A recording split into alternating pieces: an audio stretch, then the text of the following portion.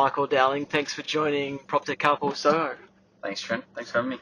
I guess Ryde, West Ryde, they're your marketplaces. Why do so many people want to invest in this area?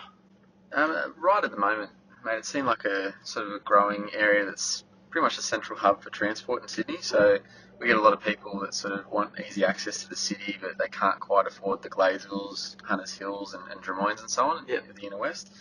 But also, it's probably the closest suburb to the city that people can have good backyards and dogs and raise young families and so on. So we actually get a lot of migration from the inner west to Ryde for that value for money. The Selma vendors 2019, kind of looking at coming to the market. I'm not too sure. Obviously, listing levels are a little bit low. What's your advice for vendors wanting to come to the market now? Who's obviously in Ryde or West Ryde or surrounding areas?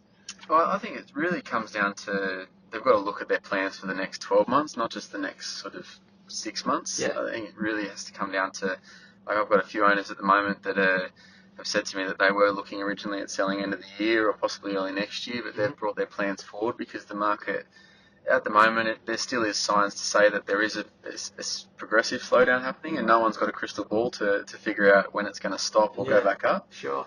So I think at the moment that opportunity to probably make upgrades and sort of move in a relative market is still there because there's not going to be any massive drops in prices and things like that. It's a very stable process at the moment from a sell to buy. Gotcha. Just touching on upgrades, is that something that you're seeing more? I guess more people are wanting to upgrade now, given the market. I mean, why are they wanting to upgrade now rather than 2 or 3 years ago?